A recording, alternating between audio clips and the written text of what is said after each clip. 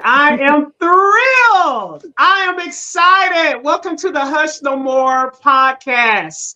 I'm loving the reboot, the intro. I hope you guys like it too. And so we're coming to you live from the Hush No More podcast studio. And man, first of all, there's been so many things that has happened. I am now living in the Portland area, but today is going to be special. I have invited to the Hush No More podcast two amazing women, special women, who both ran for USA track and field. Like, I'm excited. I brought WNBA players to this podcast. I brought NBA players to this podcast, Harlem Globetrotters, NFL, but this is the first time we're going to have US track and field and the women, and there's two at the same time. So let's get it. Let's go. Let's first talk about Shameka Marshall, who was born in New Jersey. She ran for Rutgers University, was a two-time All-American, y'all, at Rutgers University. I've got to highlight this part. The girl jumped 21 feet, 10.25 inches. I can't even imagine what that would be like since I can only jump about 2 feet. But Shameka jumped 21 feet for a record. She represented the U.S. track and field in the 4x100 meter relay. 2007 gold medalist in the NACAC championship. She's a silver medalist in the Pan American Games for 2011. Participated in the Olympics 2004 for the trials, 2004, 2008, 2012. Remained top 10 in the long jump for 10 straight years. I'm going to repeat that. This woman remained top 10 ranked for 10 straight years in the long jump. And we're going to get into that. But she also coached at Temple University. Let's welcome Shameka Marshall. Hi, everybody. I'm glad to be here. Well, Shameka, go ahead and tell us a little bit about you, and then I'm going to bring in Georganne Moline. So go ahead, Shameka. Let us know just a little bit about you. Yeah, so as you know, I'm from New Jersey, the Garden State, so East Coastin'. Recently moved to the West Coast, so this is very new for me, especially the weather. But in addition to that, went to Rutgers University, had a great time there, was fantastic. And truthfully, I didn't want to run in college. So I guess you'll hear more about that in a little bit. But, I thank God for the moment of surrender to where I submitted to, okay, this is the gift. Let me make sure I use it and not throw it away. So that literally changed my life. Wow. What an opening. I love it. I can't wait to pull that apart. Like, that's a lot of meat that was on that bone. Georganne Rochelle Moline ran for the University of Arizona. She specialized in the 400 meter hurdles, won a spot on the 2012 Summer Olympics, born in Montana, World Indoor Champion 2018 in the 4x400 meter relay. She graduated from the University of Arizona, Pac-12 champion in the 400 meter hurdles. The list goes on and on. I just want Georganne to tell us herself who she is. Come on, Georganne. Let the people know who you are. Thanks for having me, Leslie. I'm so excited to be here. So I started running in high school, really for the social aspect. I was not outgoing. I was always a late bloomer. I just wanted to have friends. And so I was like, well, the track team, everyone makes the track team, So I was like, what a great place to start. And then I found out that you could get scholarships to college. And that's kind of why it led me into college. And then again, you'll hear later too, but made the Olympics in college, and that led me into my pro career. So born in Montana, but lived in Arizona pretty much my entire life. I'm a desert girl, and so this move out to Oregon is for sure different, but I love it and I appreciate it for what it is. It's beautiful and green for a reason. It rains a lot, but I'm taking it all in. So I love it. I love it. This is incredible that you began because it just seemed like it'd be fun. People would get to know who you are. And you just ended up becoming such just achieving so many great things. So before we get into it, let's see a little bit more about who Shameka is and who Georganne is. We're going to see it for ourselves.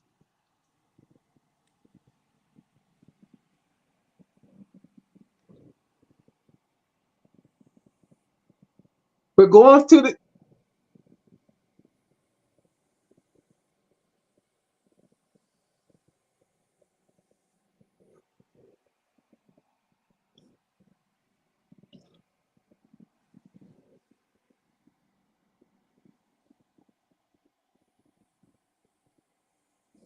Goodness and the love of Jesus and all He's done for me. Spiritual riches unimagined. Who could ever fathom? We would now receive forgiveness through His blood. Adoption because of His love through Christ, the depth of your great mercy shown to Wow. me. And now I have a new song of thanksgiving in my heart. Wow. That was a surprise. Gotcha.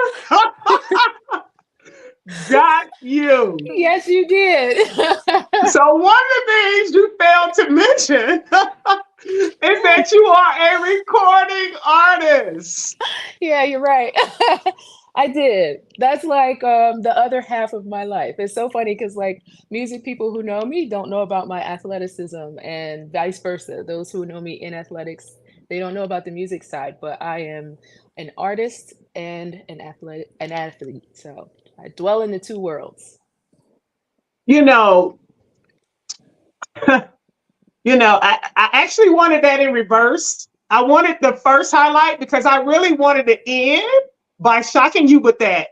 But, I do think that sometimes things work out exactly as they should, because that song, I think it embodies everything that you are, that you're faithful, and that you believe that God has brought you through a lot of things. So I want you to testify real quick about your faith. Yeah. It was age 4 or 5, I had my first encounter with God or the Holy Spirit, however you want to kind of say it. But I was in my parents' room and they were playing a song by Vanessa Bell Armstrong, and it was called Teach Me, O Lord.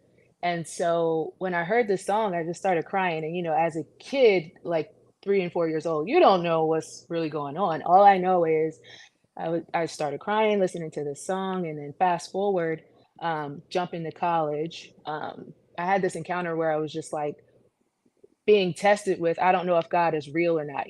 College is that moment a lot of times where we make a mark in the road of whether we're going to go left or right. And so this was a moment where I was like, Lord, if I don't know anything else, I know you're real, because I remember when I was 3 or 4 years old and you encountered me. So even though I grew up in a Christian home, it doesn't stop challenges from coming your way and you being tested at that moment about your faith and how real you think He is. So I just praise God, like His divine way of having a marker like that in my life so long ago that I was going to rely on like 20 years later. I had no idea that would be the case, but I'm so glad He did. I'm so glad it did too, because one of the things, what Hush No More stands for, I talk about faith, but there's such a so much difficulty that occurs in sports, and people they watch us on TV and they see us, put a gold medal in your case around your neck, and they see us, like with me in basketball, just winning and making it to the WNBA, but they don't realize how hard it is, how many times you fail, how many times you struggle, how many times you miss the mark. And I really appreciate the fact that you're not ashamed to testify that God has kept you through those difficulties. Yeah. Was there any particular time that you want to mention where you had to call on God because you felt like, man, I can't do it without him in this situation? Oh, yeah, absolutely. So when I was transitioning, I mentioned earlier about not wanting to do track in college. And I had some scholarships on the table, but I didn't care. Like, being a young person, sometimes you just don't think straight. Thank God for some good parents who kind of like, hey, you're making a bad decision here, and I still didn't want to listen. And I don't know why. I was like just so stubborn. But at the moment, I remember my mom saying, like, won't you pray about it before you make a final decision in turning down these scholarships? Because it could pay for college. And I had 3 older sisters. They had already gone to college and they were paying their way through. So I was like, I'll be fine. If they do it, I could do it. Why not? Absolutely. So when I went to pray out of obedience, so like for any youngsters on here or listening later, like obedience pays off. So like listening to my mom. Obedience. I'm writing that down. Come on. Obedience pays off. Yes, it does. And it has over and over in my life. So being obedient to my mom, I went upstairs and my custom was to just like kneel by my bed and pray. So my prayer was like all of 5 seconds. Like I was like, God, I'm like track right. Like that's how I started it. And when you're young, you just kind of say what's on your mind. I'm a guess when you get older, you do too. Like I still kind of pray like that. But I just told him what was on my heart. And what was on my heart was, I don't want to do this. And what he reminded me of was, this is a gift. And so I was like, oh, and like, you're about to bury it. And that hit me even harder. I was like, oh, I don't want to bury my gift. I didn't know jumping was a gift. I didn't know track and field was a gift. I guess. Speaking of the jump. Yeah. I like, let's take a look at the jump because that's what I wanted to start with, but it's okay. Let's reflect on what you're talking about. Let's take a look.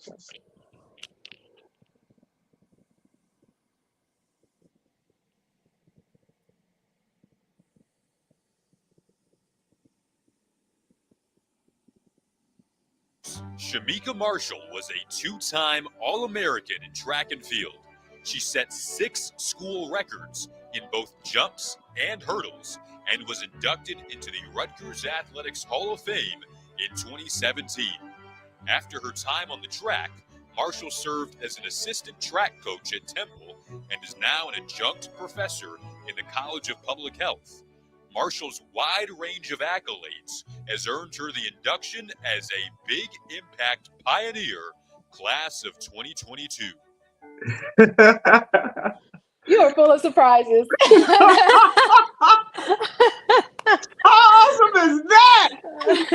Oh my gosh. I can't believe you found that. All right, let's come back to we're gonna get into your career, but let's go to Georganne. Yeah. Georganne. You know what? Let's see the clip. Let's see the clip on Georganne. Let's start with that. Let's see what surprise I have for her. She's like, I know you're nervous. You don't have to be. Let's take a look. Let's see what this woman is made of. Little Mohammed, who tends to go out hard, has done so again, and has already eaten up some ground on Ginny Russell away to her right. Also going well is Georganne Moline, who had that stuttering start in Shanghai. 400-meter hurdle. Good and has already reeled in Pedroso to her right. But Dilema Mohammed down the back straight, still just moving through the gears, you sense. Ginny Russell I love had that. a very, very good She's like, finish. here we go. You know Right exactly back when to you used to so far in the walk Diamond them League in down. 2018. But Georganne Moline has gone out very, very hard indeed. Look In lane at 7, her. Georganne Moline coming off the bend here Get with it. a terrific Get lead. it, What has Georgia. Mohammed got left? Let's go. He looks to be tying up. Mohammed is Oh, coming back. gosh. But so is What's she Janine Russell.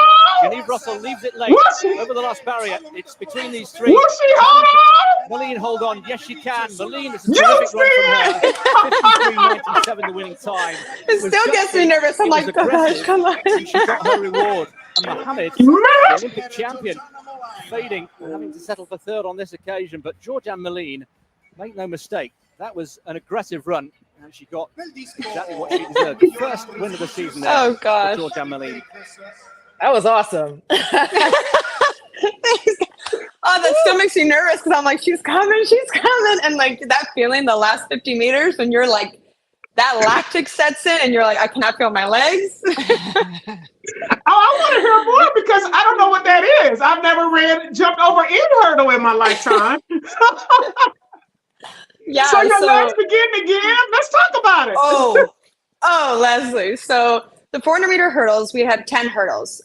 And so the first half of the race, the 200, that's when the race really starts. My coach used to say, he's like, at 200, anyone can run the first two, but can you run the last two? And I'm like, let's see. So that was always like my secret sauce is like when you hit that 200, that turn, being able to give that extra push so that it can bring you home was always like, wow, Georgianne's eating them up. I'm like, that was always my thing. Like, okay, the turn. But yeah, that last 50 meters, it really just comes down to like guts, like who wants it more? Because at that point, like everyone's fit, everyone's strong, everyone's talented at this level, but who wants it more? And what are you willing to do to get to that line, And there's been times I've fallen right at the line because my legs just completely gave out. Oh, wow. Yeah. Oh, So, wow. That was a special race for me for sure. Special year for me. I mean, when you watch it, it's just so fabulous. But what is it like to just be in the winner's circle? And when you guys step on the podium, how does that feel? Can you illustrate the feeling to our audience? Yeah, it's almost like relief. That's what I would feel. So I'm someone who I deal with a lot of anxiety and especially performance anxiety. I put a lot of pressure on myself, as I'm sure we all do as athletes. But in that moment, when you cross the finish and you just gave it everything you had, and that day was good enough, it was good enough to win, because that's not always the case, right? And you have this sense of like relief and just gratitude. And one thing I've learned though too is in those moments, appreciate them, but you can't get so emotionally attached to moments, the bad ones or the good ones, because before you know it, you're on to the next one, right? So really trying to learn to soak in that moment for what it is, and just know that, it's temporary, but it's super exciting. So trying to also learn to like pat myself on the back a little bit, because it's hard. I feel like I didn't always do that. Well, let's talk about that endurance. So has there been times where because it's like, I would be exhausted. Like you had to give it all you have. Are there times that even after doing that, you had to turn around and do another race? Because there's two competitions in the same day? So not at the pro level for the 400-meter hurdles, but when you're in college, for sure, the same day, if I'm running the 200, maybe I'm running the 400 hurdles and I'm doing the 4x4, like, yeah, you have maybe an hour, hopefully an hour in between, not always the case. But that's where your mental fortitude comes in, right? That's why training is so important, but the way that you train your mind is so important, because your body is tired, and your mind will tell you your body is tired, but you kind of have to play tricks with your mind. Like, no, I'm not that tired. No, I'm good. Like, I know how to recover. Testified a little bit about her face. So I just wanted to hear from you. What is your spiritual food? Like, how did you inspire yourself to push through those moments that, like you said, it took mental muscle to win the race? Yeah, one thing that Meek had brought up about surrendering. So for me, I didn't grow up in the church. Like God was introduced to me really by I had godparents, my nana and tata. And in the summers I'd see them and we'd go to church. And that was like really my only understanding of God or Jesus. Like I didn't really understand, but what was crazy is like later on in my life when I went through pretty bad depression is when I found God myself. Wow. I talked to him and I prayed to him during really hard times, but then I started realizing like he's here in the good times. Like I need like he gave me this sense of gratitude and like trust. I had so much trust that like everything was going to work out the way that it was meant to happen for me because he'd shown me that. So I was like, okay, so in those moments, all I knew is like, all I had to do was be myself. And I didn't have to be anything more than myself. Yes. And however it unfolded was the way that it was meant to unfold, God's plan for me. So like, I really found a lot of, I found this like really safe, beautiful place where I just trusted in him. And so it allowed me to, like Meek said, to really just surrender myself and just be like, you know what, God, like whatever you have for me, I'm going to do whatever I can. And like the rest is in your hands. I know. So I surrender all. I surrender all. You said something about anxiety. And Shameka, I want you to jump in on this piece as well. Okay. So did you struggle with anxiety for the race? Because I can imagine being on center stage and being nationally televised, the place is packed, that would bring anyone physical anxiety, mental anxiety. But do you think that the anxiety was something more, like an overall struggle, because there was a struggle even after sports? Yeah, it was for me. It was a lot deeper. My anxiety started in high school. Okay, so track, I say, like saved my life. Track is what made me who I am. When I joined in high school, I had very low self-esteem. I didn't fit in. I just didn't feel like I belonged. And then when track came into my life, I finally felt like I had purpose. I finally felt like I had goals.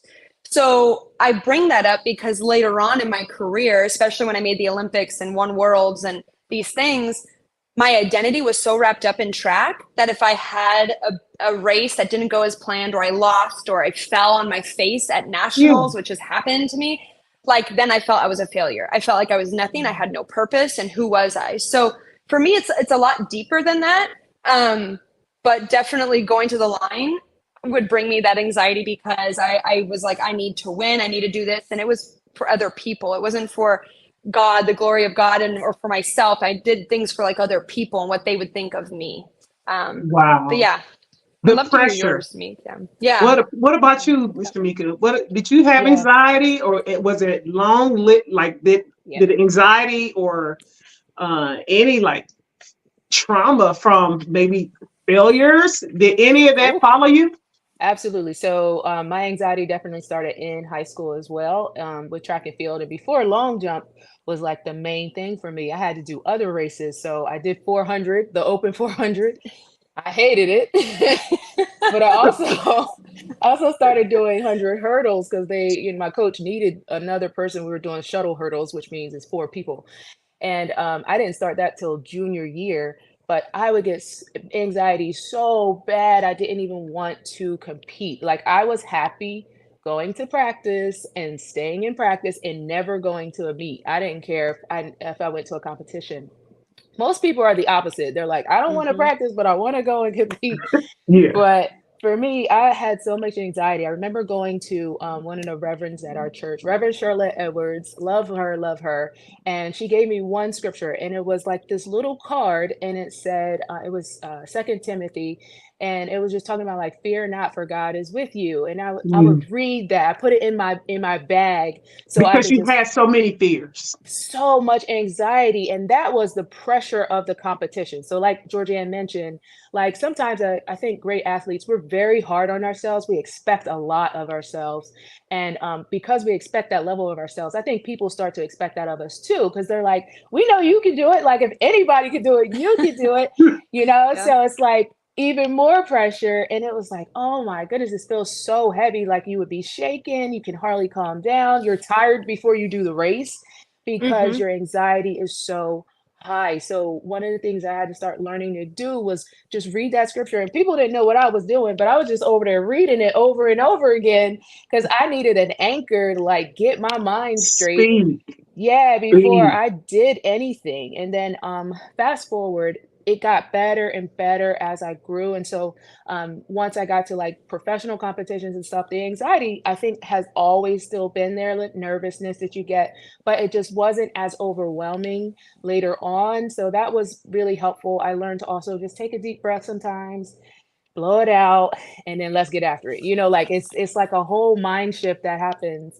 But like I said, that What foundational Georgianne part, spoke to, relief. That was the yeah, word she used, which is yeah, quite interesting. yeah. You know, not triumph, but relief. Yeah. Yeah. So That's what did true. you Yeah. feel? What do you Yeah, think? What did you feel when you would win in competition? yeah, What it word would was. you use? I would give it satisfaction. So like for me it was relief too, but satisfaction because it's like you have your mind on something that you want to achieve and you know you worked your butt off to try and make sure that you're ready for that moment. So it was like, yes, I did it finally, you know, and gratefulness. That's the other thing I would say is just feeling so Hmm. grateful, like, oh my God, it happened. And like you said, celebrate for that moment and it's awesome. And then you get back to it's time to get ready for the next So competition. I'm curious to know about your families. Yeah. So where was your family at in the midst of all of this? Did you voice it to your family? Because the reason I want to Mm, touch on that topic is because I know that a lot of times our young kids, and when we were young, you know, we would experience these things, but we sometimes you share it to your parents, and sometimes you didn't. And I mm. and sometimes you keep it inside, bottle it inside, and not tell anyone that you were struggling to handle the pressure.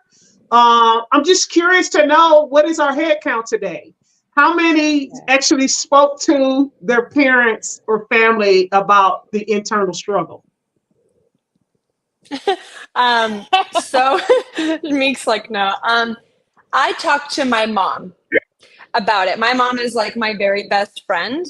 But then I would see how, like, one thing that Shameka said is like how almost debilitating anxiety can be, where it's literally like paralysis of the body. I remember not being able to get out of bed. I've dropped out of meets before. I've flown all the way to Europe and dropped out of meet, 20 minutes before. I physically felt like I couldn't do it. Um, and I would share this with my mom, and her heart would just break for me. And she felt like she felt like her hands were tied. She didn't know how to help me. So then it did lead to me not really telling her anymore, which led to a really dark, dark place for Whoa. me. Yeah, because I didn't want to hurt Whoa. her. I appreciate the Wow. way you tie that in, because Wow. sometimes there is like a internal cry for help, and then other times we literally speak it. But then we like to cover. Love protects. Love covers. And Mm, so yep. when you share your hardship, but then you saw her hurt, and that just made you shut back down again. And Yeah. and I really want to keep, because that's the whole point of Hush No More and my podcast and my company, because I want to shed light to the fact that way too many athletes are just going through, and they end up Mm, depressed. yep. Some like to say transition difficulties. Some just say, just a little bit stressed out. Some say it's trauma, but it's all the same. Like, it is hard in competition to handle the things that we go through, but it's also difficult after we transition. Shameka, you said no. Yeah. I absolutely didn't It was tell a anyone. hard no at that. Yeah. Like, Yeah. I wouldn't Yeah. explain. Because I thought it was my responsibility. Like this, I'm an athlete, and these are things that you deal with as an athlete. So it never crossed my mind to share it. And similar to Georgianne, my mom is usually that sounding board for me in difficult times, but that never crossed my mind to even share it. I was Oh. just like, okay, let me figure out how to overcome this. It was just The reason it all matters is because there are parents out here that if you guys made it to the top, you're the best of the best. And you're telling everybody that you were going through hardships and you didn't tell your parents. And we now have parents who have kids who are in sports, college student athletes. And I need them to know that your kid could literally be going through depression, could literally be struggling to cope. In my case, my story, at the age of 19, I had it all as a freshman in college. And my sophomore year, I tanked. I didn't have the career that I wasn't going in the direction that I thought I should go. And in my second year, that summer, I got to the worst place imaginable. And that was attempted suicide at the age of 19. And nobody seen it coming. And so you guys are you don't know it, but you're validating. You're showing how this happens.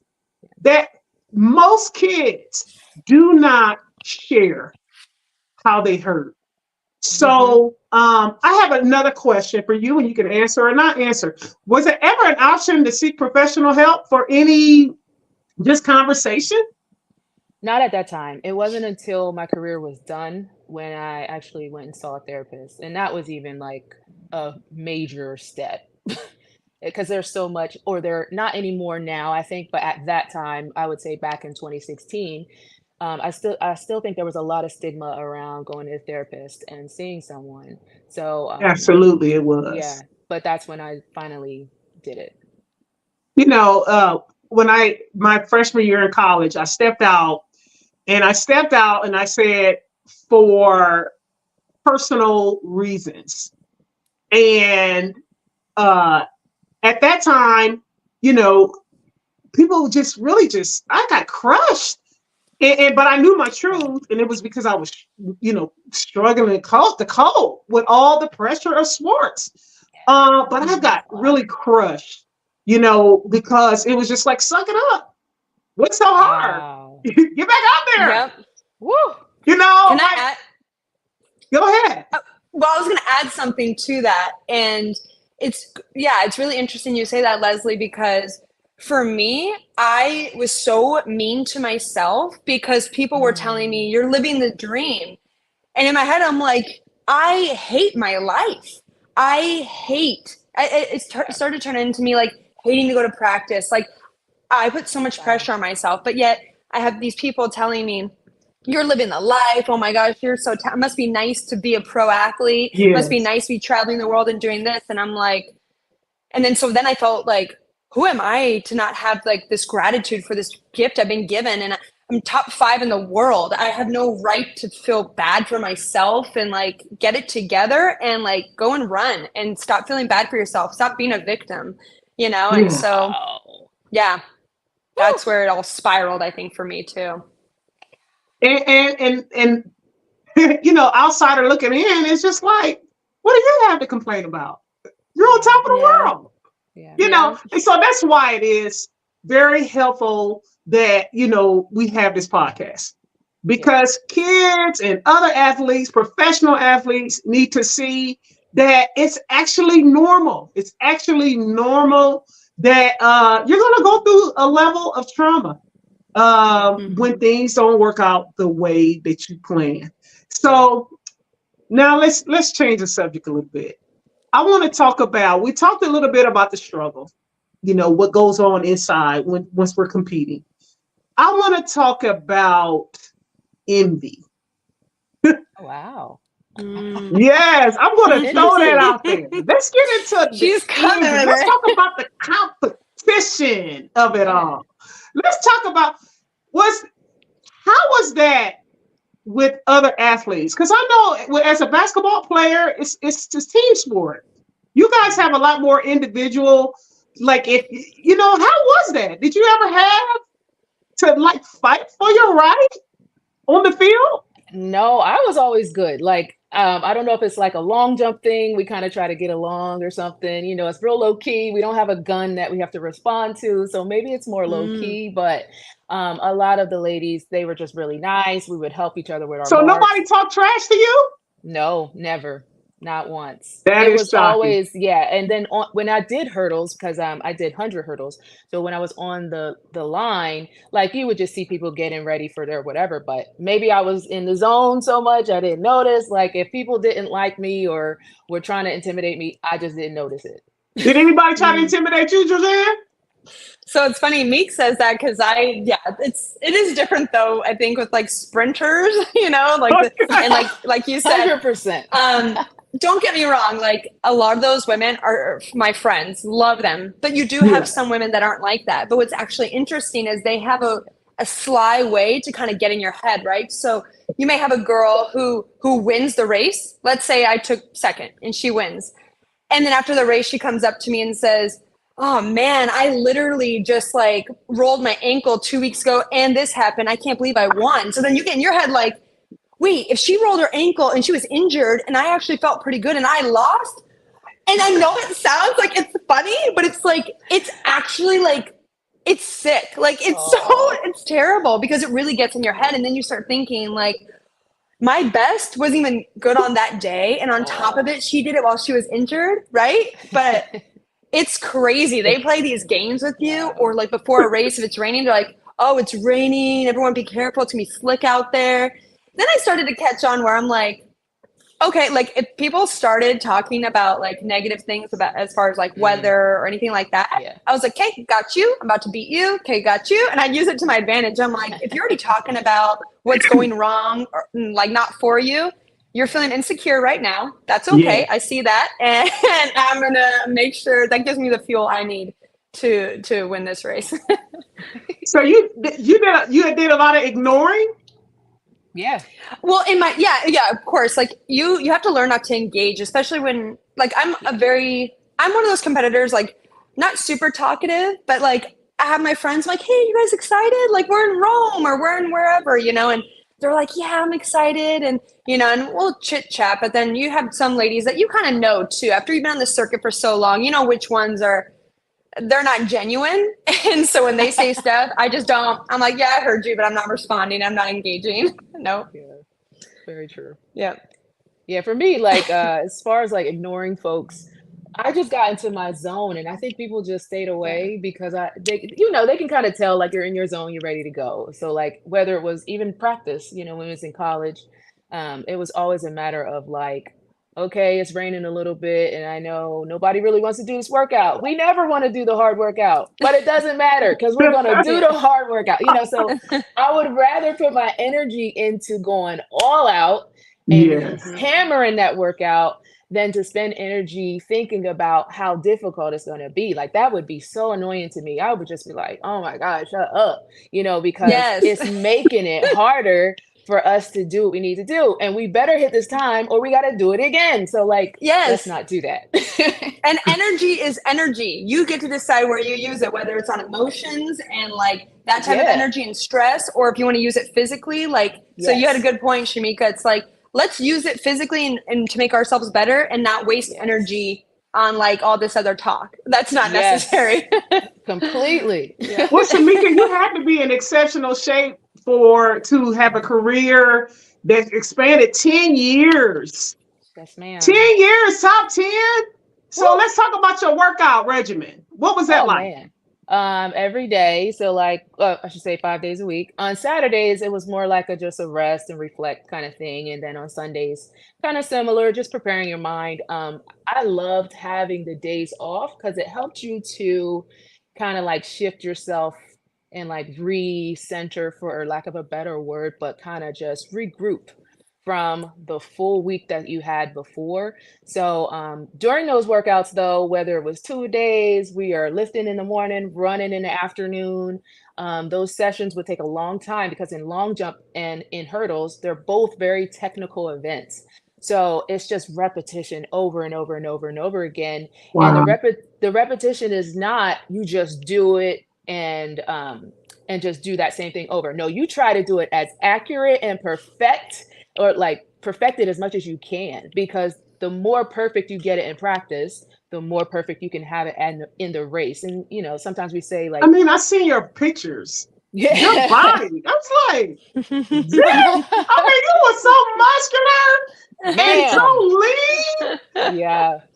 We So talking. still looks like that. I'm like, ugh. Thank you. Thank you. Girl, I'm not like, as this strong. girl is just chisel. So how did you eat? Was there things that you just couldn't eat to look like that? Yeah, I had to cut back. I was a major sugar eater. Okay. So for all the sugar people out there, put it down. You know, like if I could give myself some advice, like earlier in my career, because it didn't hit me until sophomore year in college that I shouldn't have so much sugar. So I remember one day in particular when I was a freshman, I was running in my actual spit, and this might sound crazy, but it tastes like sugar. And I was like, this is probably not good, because see, on campus, you know, when you're a freshman, you go in as a freshman and you like eating everything. We had these things called sugar rushes. So you get 5 king size like candy bars. It'd be a Snickers, it could be a Hershey bar, Starburst, and you get 5 of them. Yes. You didn't feel it when you jumped? Listen, I didn't. So I wasn't a person who could gain weight real easy. So I was just eating those things, you know, like it was terrible. But the thing that it affected though was my energy level. So that's where I noticed, and I was like, oh my God, so I remember one time my coach, and this is the first and the last time he ever had to do this, but I came to practice and I had not eaten that morning for breakfast. And practice was around 1:00 that particular day. But the night before, I had all this sugar rush, and I was just tapped out. And so that day we were going to do a hard workout. And everybody knows in the track world, like when you know it's a hard workout day, you better have eaten well, because you're not going to make it. So he took one look at me and he was like, you look lethargic. And I said, yeah, I don't feel great today, you know, kind of thing. He's like, listen, he set me straight freshman year. Listen, Shameka, if you're going to do these workouts, you need to come with a good body, because otherwise you can't get through these workouts. I will hurt you in these workouts. And I was like, he was like, go home. I said, you needed that. Yes, you needed that. That was the one and only time I said, I will never show up. That was your track angel. I said, I will be ready for the rest of my life. Yes. And I said, oh my God, he sent me home. Oh. So I said, I will never be unready ever again in my life. That's amazing. And I haven't. That's hilarious. So Georganne, we're going to talk about your workout routine and fitness, because I know you still are a huge advocate for staying in shape and eating right. But you know what? Let's look at it. Well, go ahead and let's see what you've been doing. Oh, goodness. Another surprise.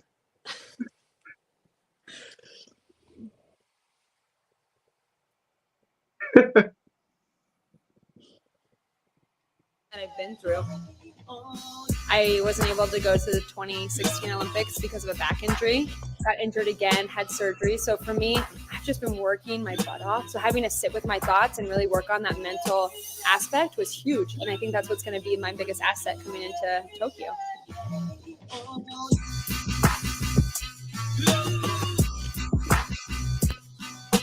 It's actually really emotional for me. Thinking of X Endurance and the support is because, there was a year I wasn't sponsored. They stepped up to the plate. They're like, hey, what can we do to support you with products, anything that I needed? And it really showed like the type of people that are behind the products. And that was huge for me. But also the products are the best I've ever seen. X Endurance is going to take care of itself as far as like for my performance. I just got to put in the work and show up and just go out there and be myself. Oh man, that's interesting that you chose that video for so many reasons. You have no idea. Let's talk about that, girl. Man, so let's talk about the workout. Yeah. So as far as like workouts, my journey has come a long way. I did not grow up. No, like I had friends who were like, oh, my mom packed my lunches, and you know, they had healthy things. Like I don't know one healthy thing I really ate like growing up, you know, like really. But then when I started to learn, like I had this conversation with my coach, and he's like, Georganne, you can be the best to ever run the 400-meter hurdles, but I can't want it more than you. Like, you have to decide that you want it and make these steps or take these steps into getting there if that's what you want. And I said, that is what I want. So anyway, so I learned to like eat healthy. So because like, as you heard in the video, like I got injured right away, and it's because I wasn't fueling my body properly. What's the craziest thing? Okay, I'm 5'10", and my freshman year, I probably weighed about 117 pounds. Okay, less than 120, and I'm 5'10". I had no muscle. I was just skin, bones, and fat. And out of all the sprinters, I had the highest body fat percentage. Oh, wow. So like just wrap your head around that, right? I was like the skinniest. And this is through a DEXA scan. DEXA scan is about 99% accurate. So it's not like someone just saying, oh, we took this test. No, very accurate with bone density, everything. So when I found that out, and on top of it, like in the weight room, I had never lifted. And a lot of these women were deadlifting over 200 pounds, and I could barely deadlift 100, and like power cleaning. I hated being bad at that. So what I did is I took my weaknesses, and I was like, these are going to be my strengths. I'm bad at this one maybe be good at. And at the end, by my senior year, pound for pound, I could probably throw around more weight than most of our throwers. Wow. I could power clean 200 pounds, deadlift over 300 pounds, and I have long limbs. It's very hard getting, you know. But my point is like, pounds. Yeah. How much did you weigh when you were lifting that?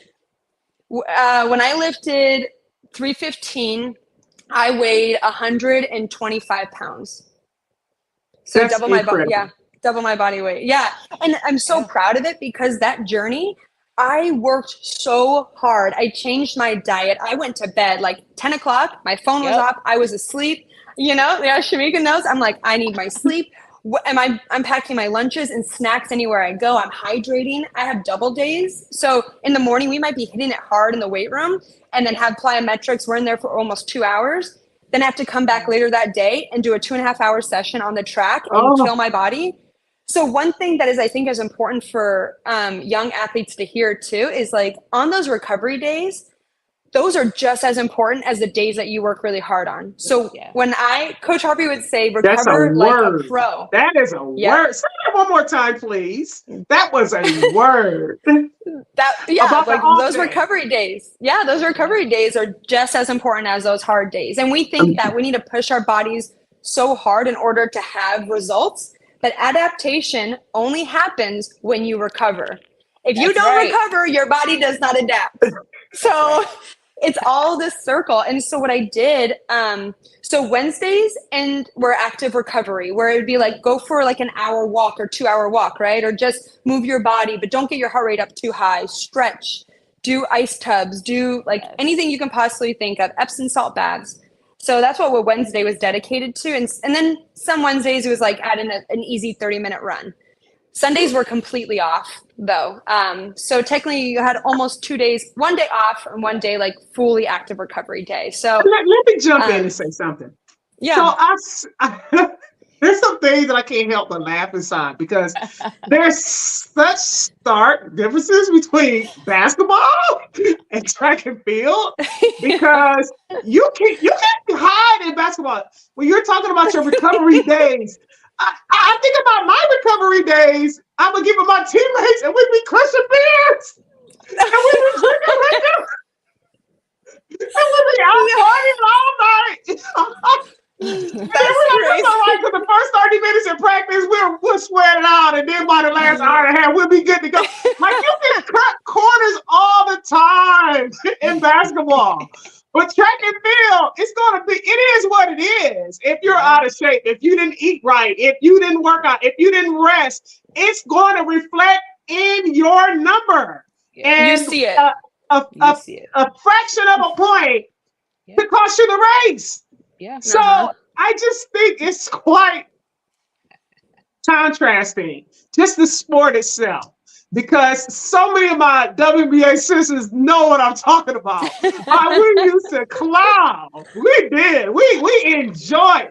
But you guys, man, such dedication. I got a lot of respect for you. Thank you. Okay. One thing, it's funny you say that, Leslie, and it's because like track, like that's where the individual part comes in, right? You can't be 75% one day and then hope that your teammates are able to really kind of pull through for the team, right? It's like you have to be 100%. But on top of that, you could easily get injured. Like, especially running the hurdles, like I could never do it 75%. I run, it's like my race, I take 15 steps in between. I switch at 16 at some point, 22 steps to the first hurdle. And just like long jump is very similar to hurdles, and that it's a rhythm. Like there's a rhythm. So if you're not giving it 100%, you don't hit your steps.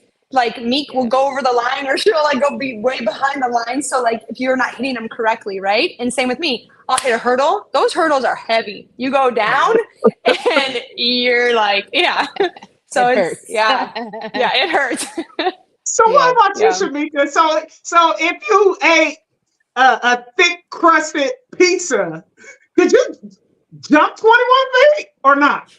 Oh my goodness. So like I said, freshman year was the worst. I was like in the worst shape of my life. And I was trying to transition to lifting all these heavy weights that I was not used to in high school either. But when I went sophomore year, I finally started using the handbook they gave us about eating. So I had to change my eating habits. So I would have a huge salad every time I went to the lunchroom.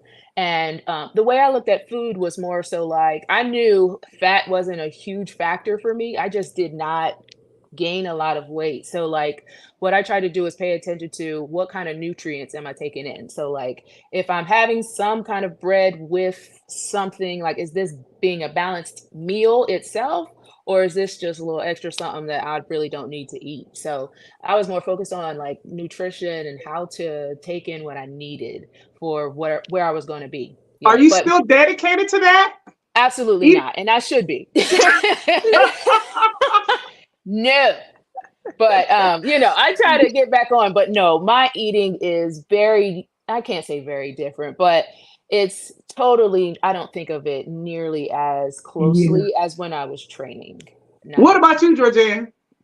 Yeah, so that food is very interesting. So I've actually always been, even though I was very strict, I had like one thing that my coach really tried to implement was like, you don't need to be perfect. If you can do things right, 85 to 90% of the time, you're doing real good. You're doing better than good. So my thing was, I knew I loved sweets, okay? And I'm not saying I would just down cupcakes every night, but I knew that since I was always eating really great protein and carbs and hydrating, and I was doing all the right things, when I wanted a cupcake, I had a cupcake and I did not regret it. Like, because I'm not going to feel guilty over that either. So, but now this could go into a totally different conversation, but I'm still trying to find a healthy relationship with like body image, and I've dealt with body dysmorphia after retiring. So for me, I eat really healthy because I like the way I feel and how it fuels me. But at the same time, I can be really hard on myself because I have this fear of not looking like an Olympian, right? Or looking athletic, because a part of me is still tied into that identity aspect of like, you know what's crazy is, okay, so I retired 2 years ago, and recently someone had said something and got on the conversation how I used to run. They're like, oh, did you make the Olympics? And I was so embarrassed to tell them that I made the Olympics, because then I thought like, oh my gosh, they're going to look at me and say, you don't look like an Olympian. Wow. I know, but isn't that crazy? Like that's literally, but it's just something. The point. It's just the point. It's just like, girl, you got it going on. You made it to the Olympics. I mean, there's nobody in your neighborhood went to the Olympics. None of us really know anyone else who went to the Olympics. You did it, and you're hiding. Yeah. And so, we're gonna stop that. I'm gonna work on you after the show. Okay. But this is that. What's interesting to me is people's expectation of you. They don't have nearly the same expectation of themselves. And so once I've like started to recognize that over a period of time, I was like, man, I don't really care what you have to say because I know you're holding me to this standard, but you're not holding yourself nearly to that standard. I love that. Yeah. I love that, Meek. That's good. Yeah. That is That's good. really, that's good. Yeah. I like that. That's good. Listen, Yeah. when you talk about the standard, Yeah. so what type of expectations what do you have for yourself? Like after you got done playing and running and doing your sport, like what's the bar now? Because Yes. we were athletes, we competed, like we all were driven. There's always a new bar. Where's it at for you at this time? Mine is twofold. So I'm 40 years old now. 40 for those who might not know, recognize what I said. So 40 and no lie, I was looking forward to my like later years weight because I've always been like a skinny mini. So I was looking forward to having a little something to move, and it was like when I started seeing some flab, I was like, oh man, like that was new for me because I just wasn't used to it. Like I went from skinny to muscle, and then once I retired, I was starting to see my body change, and I was like, wow, here it go. Like, oh man, I'm a little bit fat, So I really just tried to embrace it because I knew I was not going out there and doing the workouts like I used to. So my body was not going to look like that anymore. And so I think I prepared my mind for it before it came. But you ventured out now into a singing career. Yeah. Is this something is that where your heart is? So my heart is in both. Like I'm literally wired to do both. So like on a praise and worship team for like 20 years at my church. And then this is all through my athletics. So even when I was going to the Olympic trials, my major in college was music. So all through. That's incredible. Yeah. So like they have intertwined back and forth, and they still are. Like I'm in the area of athletics right now. I'm about to audition at my new church for singing, That's for the so praise team. beautiful. Yes, both. And you know what I think is so fascinating is people love to box us athletes in, right? Yeah. They're like, you're Leslie. I have 3 other sisters, and they're like, oh, you're the ball player. Yes, they do.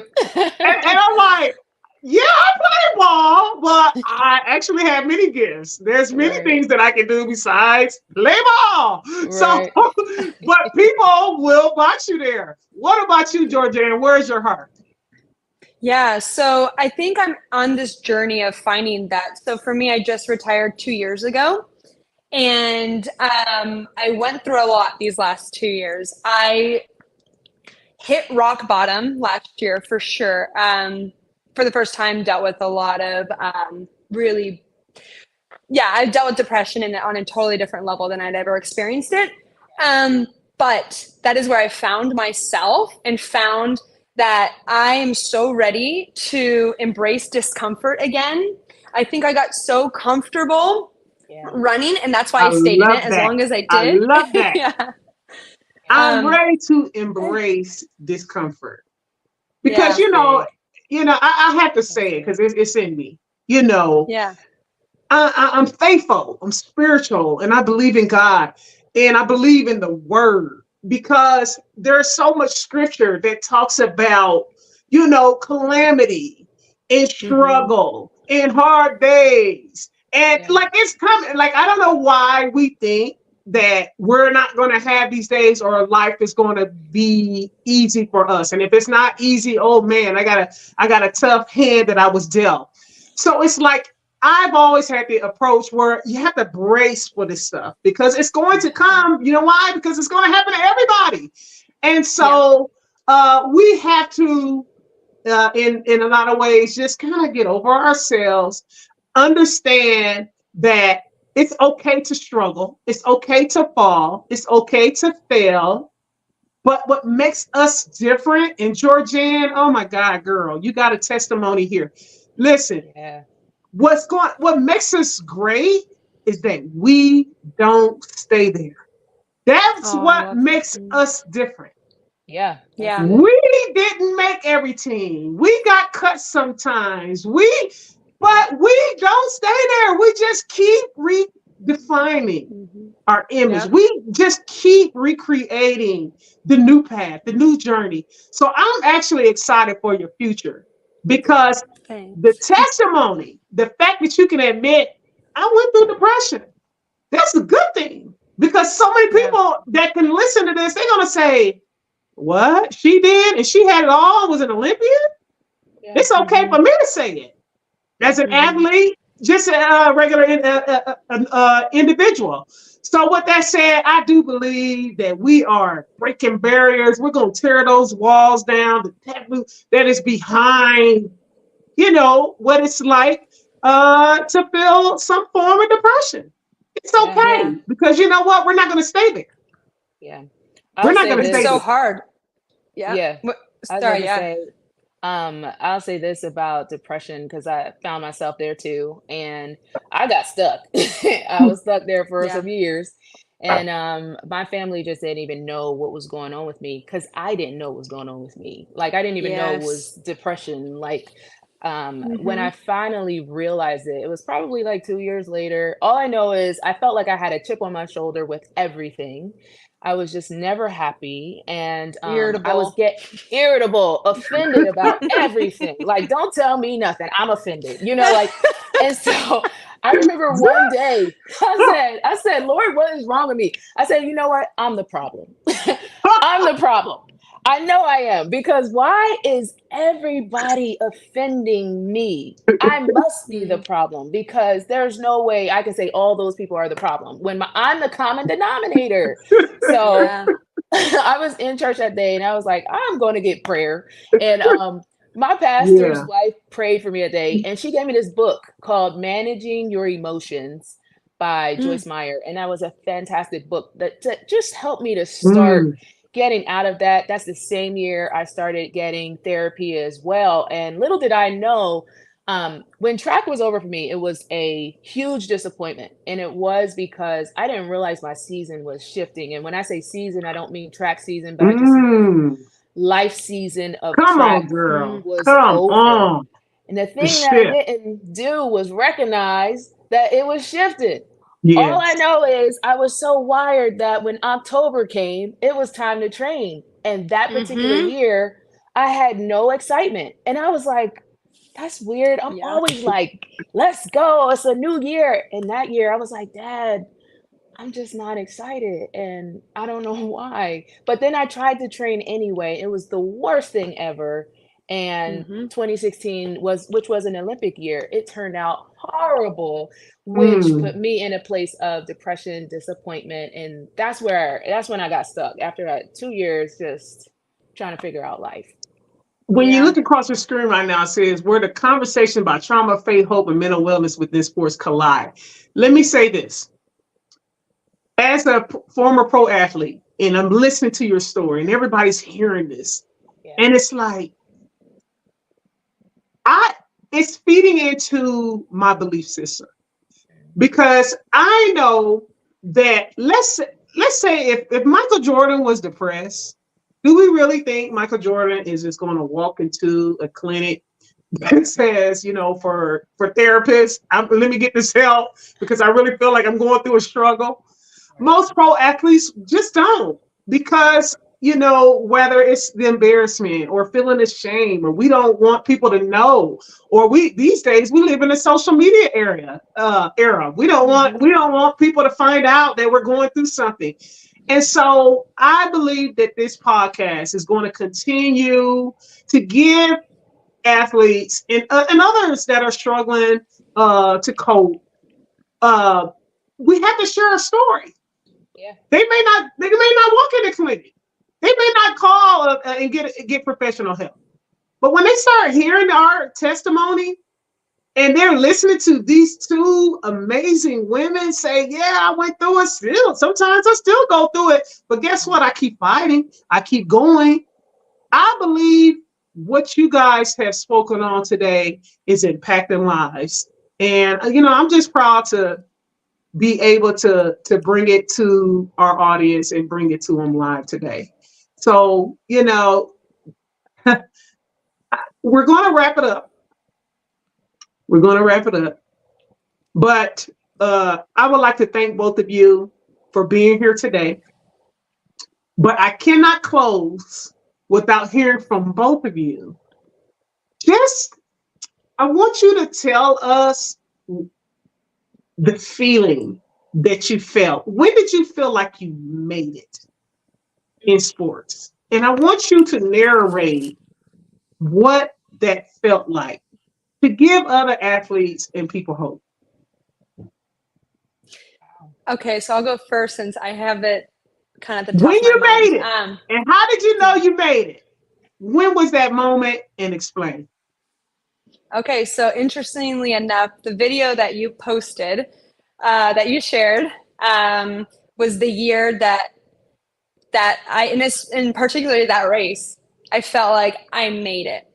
And what's really interesting about that is that was actually one of the hardest. I was coming off one of the hardest moments of my career. I had just been dropped by a very big sponsor, who, they decided they wanted to go with someone younger, whatever. So that's my income. That's my livelihood. Nothing, right? I felt like, how was I supposed to pay my bills? Who am I? They don't think I'm worthy. It just went into a vicious circle.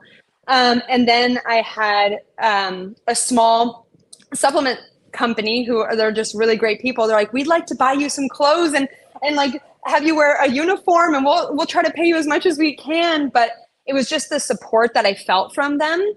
And because I felt like I had gone back to like literally feeling like I had nothing, I was like, oh my gosh, what am I going to do? I felt this sense of like surrendering. I was like, you know what, God, I don't know your plan. I don't know why this is happening to me. I don't need to understand right now. I'm just going to trust you. And it brought me back to having fun with track.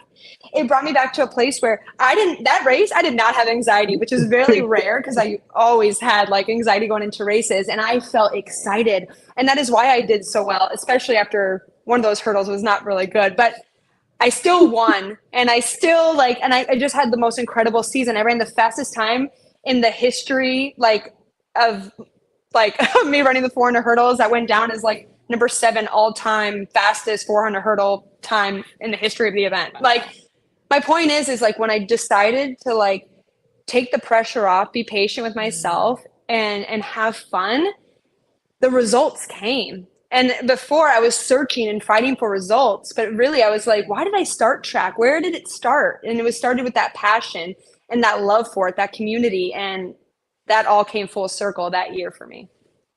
That's awesome. Wow. Yeah. The Olympics, though. What about the Olympics? Did you feel like you made it when you was on the Olympic stage? I just got to hear that Olympic moment. How did that feel? Okay. Yeah. In another sense, yes. That was my junior year of college. I had an absolute blast. I made it all the way to the final, placed 5th, which now is 4th place because the Russian got banned. So actually I took 4th place. Yes. It was, because in that moment I realized I'm not representing myself anymore. I'm representing the United States of America. I'm representing my family. I'm representing the University of Arizona. I'm representing, I will never forget walking to that stadium. I see this little boy and his dad, and they're wearing USA, and they're looking at me, and his eyes are watering, and he's like, USA, and he's chanting to me. And I'm like, oh my gosh, these are the people I'm representing, wow, it's hard to explain the feeling that the Olympics and being on that stage brings you. It's a sense of community too, walking the opening ceremonies and you're realizing oh, we're all the same. We're the same. We've worked so hard to get here, and it was indescribable for sure. That was so great. I needed to know. I needed to hear that, but I needed to know. Personally, I wanted to know. I never witnessed. So thank you. Thank you, Georganne. Yes. You're an incredible woman, incredible in your sport. And I know that this is just the beginning for you. Your ladder is going to continue to be even greater than your past. Yeah. All right, Shameka, let's hear it. Let's hear when you knew you made it. I knew I made it when I finally went to Pan American Games in 2011. That's when I got my silver medal for the long jump. And that was big because I was not supposed to go to that event. Someone else was slated to go in my, before me. And so everyone was kind of like, the athletes were kind of like him-hawing about going. And so I wrote a letter. I wrote a letter to the meet manager for the USA side. And I said, I want to go and I want to represent my country. I had never done that kind of thing before. That was so Wow. out of my, like, I was like too nervous to do that kind of stuff. So this was just like way over my head to try and do that. But I wrote him that letter. When he wrote me back and said yes, I was floored. I was like, oh my God, I'm going, So I was super excited. And when I went, my coach wasn't able to go, but the conditions of my training at that time were different. So now I had a full-time job. I was a full-time coach at Temple University, and the head coach was my coach now. So I wasn't under my college coach anymore. But we had been training hard, and I told him what I was going to do. And I was like, I'm nervous, And so he was like, Meek, you could do it. He was like, Faith, you got faith, Meek. Come on, you could do it. And I was like, okay. So when I got that and I actually went, and he and I would try to communicate just a little bit while I was there, because it was in Mexico and he was back here at home. And then I was getting ready like the days before, and you kind of you don't really know how the day is going to go when it's time to compete. But I was like nervous, and I was doing my little workout stuff. And then one of the coaches, because they send coaches with us to kind of like guide us. And I was doing a little piece of a workout, and it was like, what's that called? And I was like, I don't even remember the name. But I'm out there preparing. And then I remember taking a deep breath when I finally got to my second to last jump. And that's when I hit 22 feet. And that's the furthest I've ever jumped in my life. So it beat what I did in college. And it was like a lifetime best for me. And it was a whole different atmosphere, being a full-time I'm working full-time. And yet I'm a full-time track and field athlete. And just to have that moment of whoa, I finally passed 22 feet. This is incredible. And I got a silver medal, whoa, Let's go on a big stage. Let's go. Yeah, that's when I felt like I made it. I would be walking around right now with my silver medal on. Yeah. I'll be like, if I had gone or something, I'll be like, hey, how y'all doing? Wait a minute, where we going tonight? What's going on? Oh, this thing thing right I be talking like this. Who, me? Yeah. Oh my goodness. Man, let me tell you, I'm proud of you. I'm proud of you, Shameka. I mean, you're just so gifted. And I love your passion about your faith. And I'm so grateful that you have come on the show and just been open about your struggles. And, this singing, there's just still so more that is to be discovered that can still blow up at any time. And so I'm thrilled that you came on today. I love your testimony, and I know that God is not through with you yet. Yeah, thank you. All right, ladies. So thank you for tuning in to the Hush No More podcast. And I'm just going to keep doing it, y'all. This is purpose-driven work for me. Because of my struggles, because of my difficulties, because of the fact that I'm blessed to be here. I'm lucky to be here. If it had not been for the Lord on my side, I would not be here. His grace and his mercy has been sufficient for me. And so because of that, to whom much is given, I do believe much is required. And so this is me giving a platform to other athletes and other entertainers, people who can stand alongside me and say, you're not alone. I went through it too. But at the end of the day, if you're on the show, guess what? We're survivors. So I appreciate everybody for coming on. Appreciate the audience for listening. Until next Sunday, God bless. Well, God bless throughout. Bye. Thank you.